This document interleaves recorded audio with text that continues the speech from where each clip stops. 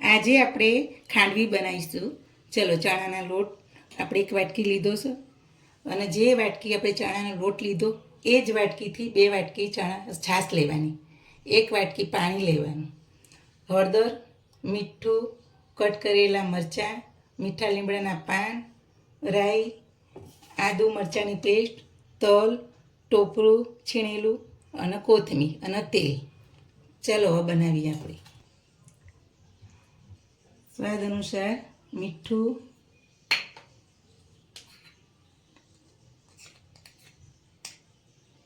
અડધી નાની ચમચી હળદર,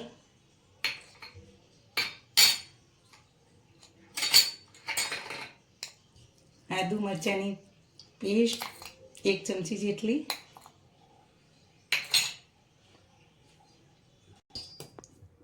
હવે બધું આપણે મિક્સ કરી દઈએ.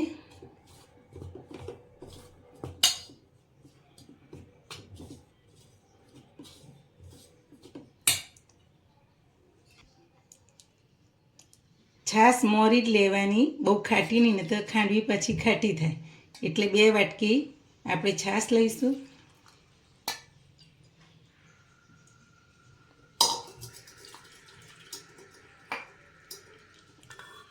અને 1 વાટકી પાણી લઈશું. આ રીતના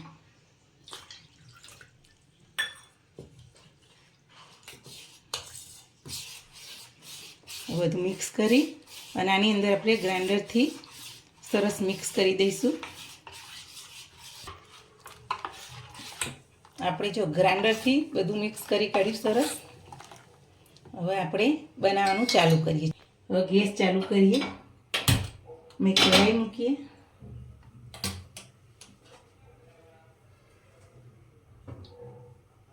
અને જો આ રીતના આપણે પાછું ગળી લેવાનું ગરણી વટી.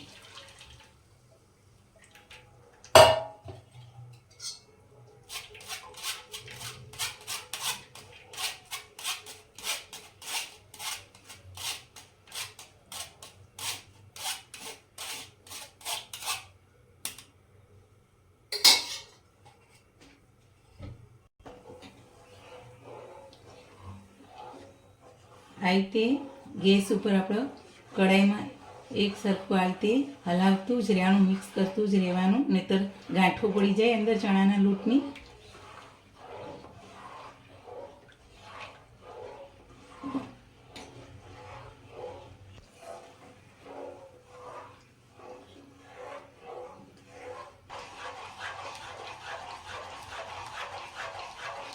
જો આપણે ખાંડવીનું ખીરું હવે થોડું ઘટ થવા માંડ્યું, પણ એક ધારી સતત ચલાવતું જ રહેવું પડે, નહીંતર ગાંઠો પડી જાય. અને ધીમા તાપે થવા દેવાનું. ખાસ તમે ગેસ રાખશો તો એકદમ પાણી અને છાશનો ભાગ બળી જાય અને ગાંઠો થઈ જશે. ધીમા તાપે હોય તો એકદમ ફેરવવાનો આપણે.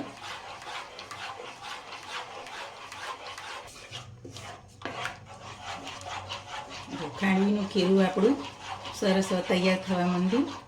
જો લગીરે ગાંઠો નથી પડી, આ રીતના સતત આપણે મિક્સ કરતું રહેવાનું.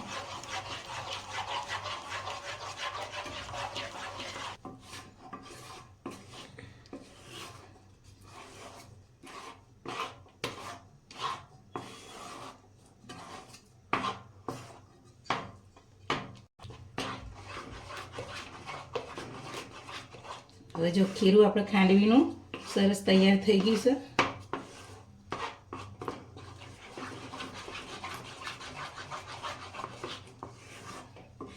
જો આવા ટાઈમે હવે આપણે બધું મિક્સ કરી અને પછી થાળીઓ પર પાથરી દઈશું.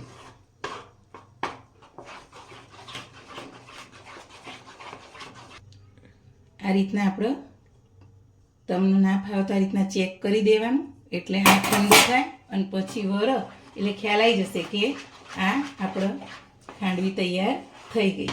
હવે આપણે ગેસ બંધ કરી દઈશું અને હવે થાળીમાં પાથરી દઈશું. જો એ આ રીતના આપણે બધી ખાંડવીને પાથરી દેવાની.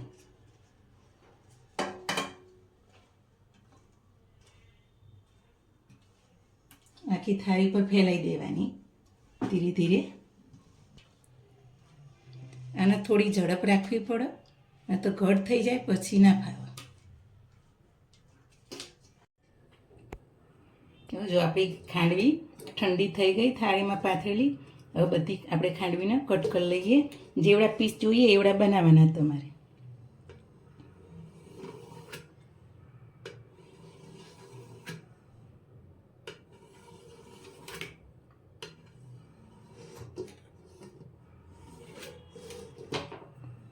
પછી જો એ આ રીતના આગળની મદદથી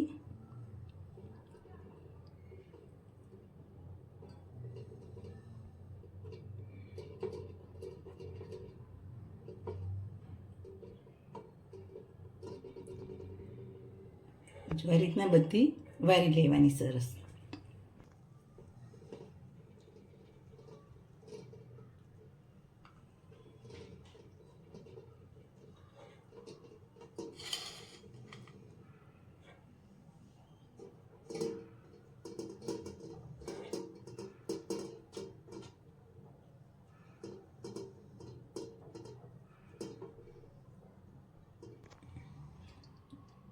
હવે આપણી ખાંડવી આ બધી વણી લીધી.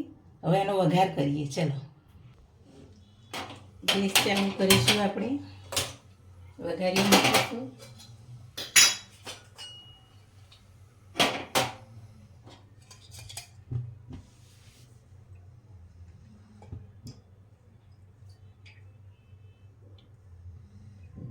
બે મોટી ચમચી તેલ આપી દીધું. હવે એક અડધી ચમચી રાઈ નાખીએ.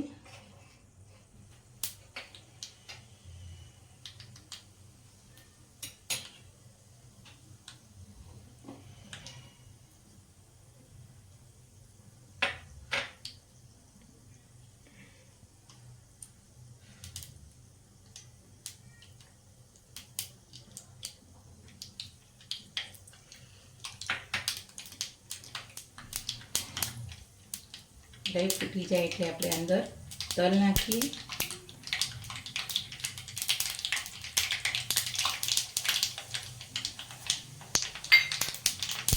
તલ આમાં ચડિયાતા નાખીએ તો સારા લાગે. લીલા મરચાં નાખ્યા, લીમડાના મીઠા લીમડાના પત્તા નાખ્યા. હવે ગેસ બંધ કરી દઈએ.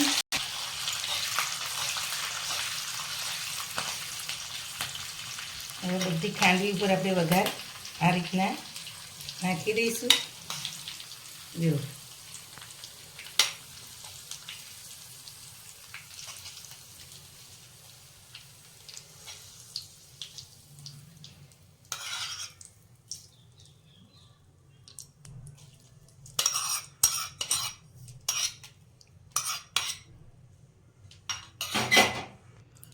આપણે સૂકું ટોપરું ખમણી લીધું છે, એનેથી આપણે ગાર્નિશ કરીશું. ચલો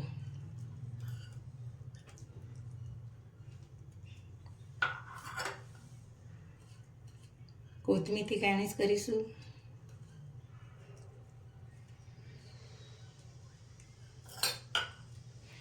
આપણી ખાંડવી તૈયાર થઈ ગઈ. ગુજરાતની પ્રખ્યાત એવી ખાંડણી આપણી તૈયાર થઈ ગઈ. મારી આ વાનગી પસંદ આવી હોય તો મારી ચેનલને લાઈક કરજો, શેર કરજો, સબસ્ક્રાઈબ કરજો.